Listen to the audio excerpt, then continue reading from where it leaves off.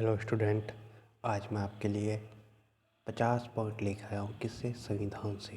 संविधान में जो सबसे हार्ड क्वेश्चन होते हैं या जो हमें परेशान करते हैं, उन क्वेश्चन को मैं छांट के लेके आया हूँ।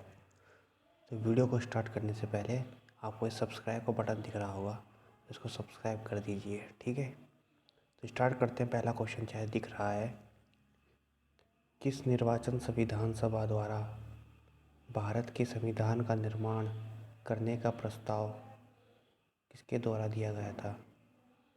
हमें बताना है किस निर्वाचन संविधान सभा द्वारा भारत के संविधान का निर्माण करने का प्रस्ताव दिया गया था। तो इसका आंसर हो जाएगा क्रिप्स मिशन द्वारा। नेक्स्ट क्वेश्चन देखते हैं, भारतीय संविधान सभा का गठन किसके अंतर्गत किया गया था? तो इसका आंसर हो जाएगा कैबिनेट मिशन 1946। तो कैबिनेट मिशन 1946 के द्वारा भारतीय संविधान सभा का गठन किया गया था, ठीक है। आगे चलते हैं। कैबिनेट मिशन द्वारा प्रस्तुत योजना के अनुसार संविधान सभा में प्रांतों से प्रतिनिधियों का निर्वाचन किस अनुपात में था? इसका आंसर हो जाएगा 10 लाख की जनसंख्या पर एक सदस्य था, ठीक है। तो मतलब 10 लाख की जनसंख्या पर एक प्रतिनिधि था। नेक्स्ट क्वेश्चन देखते हैं, भारतीय संविधान का निर्माण करने वाली संविधान सभा के सदस्यों का चुनाव किसके द्वारा किया गया था? तो इसका आंसर हो जाएगा विभिन्न प्रांतों की विधानसभा के द्वारा। नेक्स्ट क्वेश्चन देखते हैं, 1946 में अंतरिम सरकार में गृह मंत्री और सूचना प्रसारण मंत्री कौन थे? तो इसका आंसर हो जाएगा सरदार वल्लभ भाई पटेल। नेक्स्ट क्वेश्चन देखते हैं, 1946 में अंतरिम सरकार में खाद्य और कृषि मंत्री कौन थे? तो इसका आंसर होगा doctor Rajendra Prasad. Next question देखते हैं, भारतीय संविधान का प्रथम प्रारूप किसने तैयार किया था? तो इसका आंसर हो जाएगा सर वी.एन. राव ने। तो वी.एन. राव ने क्या किया था? भारतीय संविधान का प्रथम प्रारूप तैयार किया था। नेक्स्ट क्वेश्चन देखते हैं, भारतीय संविधान सभा में संवैधानिक सलाहकार कौन थे? भारतीय संविधान सभा में संवैधानिक सलाहकार कौन थे? ये थे sir VN. Rao. Next question देखते हैं, भारतीय संविधान के निर्माण काल में संविधान सभा के कुल कितने अधिवेशन हुए? तो ये हुए थे 12 अधिवेशन। नेक्स्ट क्वेश्चन देखते हैं, संविधान सभा में जवाहरलाल नेहरू द्वारा उद्देश्य प्रस्ताव कब प्रस्तुत किया गया था? तो 13 दिसंबर 1946 को उद्देश्य प्रस्ताव प्रस्तुत किया गया था। नेक्स्ट क्वेश्चन देखते हैं, नेहरू द्वारा प्रस्तुत उद्देश्य प्रस्ताव संविधान सभा में कब स्वीकार हुआ था? तो ये लगभग एक साल बाद, लगभग 22 जनवरी 1947 में हुआ था, ठीक है। नेक्स्ट क्वेश्चन देखते हैं, भारतीय संविधान को कब अंगीकृत किया गया था? इसका आंसर हो जाएगा 26 नवंबर 1949 को। उसे अडेप्ट कब किया गया था? अडोप्ट तो 26 नवंबर 1949 को किया गया था, पर पारित जब किया गया था वो किया था 26 जनवरी 1950 को। नेक्स्ट क्वेश्चन देखते हैं, 26 नवंबर 1949 को भारतीय संविधान के द्वारा अधिनियमित किया गया था संविधान सभा द्वारा। जो 26 नवंबर 1949 को भारतीय संविधान के द्वारा अधिनियमित किया गया था, मतलब इसे जब अडॉप्ट किया गया था तो किसने अडॉप्ट किया था? ये किया था केवल संविधान सभा द्वारा, ठीक है। नेक्स्ट क्वेश्चन देखते हैं, भारत सरकार द्वारा अशोक स्तंभ को राष्ट्रीय चिन्ह के रूप में कब अंगीकृत किया गया? इसका आंसर हो जाएगा 26 नवंबर 1950 को, ठीक है। चिन्ह को हमने कब अडॉप्ट किया? 26 जनवरी 1950 को। नेक्स्ट क्वेश्चन देखते हैं, संविधान सभा में सलाहकार समिति के अध्यक्ष कौन थे? इसका आंसर हो जाएगा सरदार वल्लभ भाई पटेल। नेक्स्ट क्वेश्चन देखते हैं, संघ शक्ति समिति और संघीय संविधान समिति के अध्यक्ष कौन थे? तो ये थे जवाहरलाल नेहरू। नेक्स्ट क्वेश्चन देखते हैं, मौलिक अधिकारों एवं अल्पसंख्यकों संबंधित परामर्श समिति के अध्यक्ष कौन थे? तो ये थे सरदार वल्लभ भाई पटेल। नेक्स्ट क्वेश्चन देखते हैं, संचालन समिति तथा प्रक्रिया नियमन समिति के अध्यक्ष कौन थे? तो ये थे doctor Rajendra Prasad.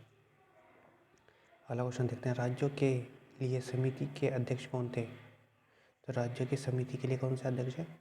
Jawaharlal Nehru. Next question देखते हैं, संविधान सभा के कार्यों से संबंधित समिति के अध्यक्ष कौन थे? तो ये थे जी.वी. मावलंकर। नेक्स्ट क्वेश्चन देखते हैं, संविधान सभा में प्रारूप समिति में सदस्य कौन कौन से थे?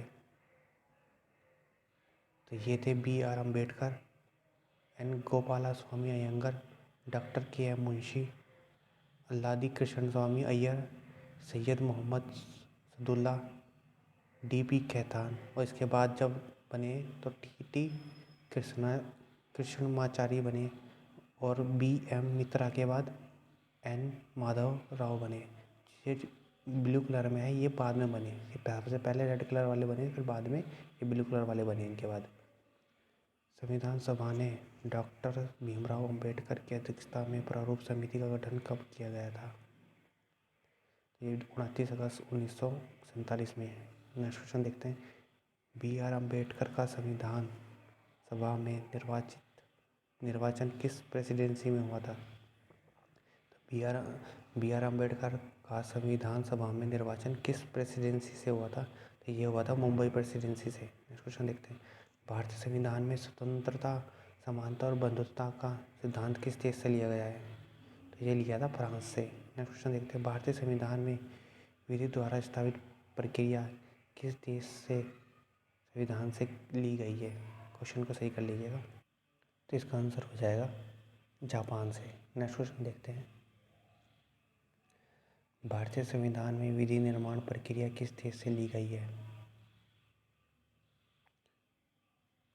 तो ये है ब्रिटेन से। ठीक है, पिछले वाला क्वेश्चन और ये वाला क्वेश्चन में थोड़ा अंतर है, पर लगते ही जैसे हैं। ठीक है, नेक्स्ट क्वेश्चन देखते हैं, संविधान में राज्यसभा के सदस्यों का निर्वाचन किस देश के संविधान से लिया गया है? तो ये लिया गया है साउथ अफ्रीका से। नेक्स्ट क्वेश्चन देखते हैं, राज्यसभा में सदस्यों का नामांकन संविधान में किस देश से लिया गया है? आयरलैंड से। नेक्स्ट क्वेश्चन देखते हैं, संविधान की प्रस्तावना में सामाजिक, आर्थिक और राजनीतिक न्याय का आदर्श के संविधान से लिया गया है? अब क्वेश्चन सही हो गया है, एक बार दोबारा से पढ़ते हैं, संविधान की प्रस्तावना में सामाजिक, आर्थिक और राजनीतिक न्याय का आदर्श वाक्य किसके संविधान से लिया गया है? इसका आंसर हो जाएगा रूस के संविधान से। नेक्स्ट क्वेश्चन देखते हैं, समवर्ती सूची को किस देश के संविधान से लिया गया है? समवर्ती सूची को किस कहाँ से लिया गया है? ये लिया है ऑस्ट्रेलिया से। नेक्स्ट क्वेश्चन देखते हैं, संसद के दोनों सदनों की संयुक्त बैठक किस देश के संविधान से लिया गया है? तो ये लिया है ऑस्ट्रेलिया से। नेक्स्ट क्वेश्चन देखते हैं,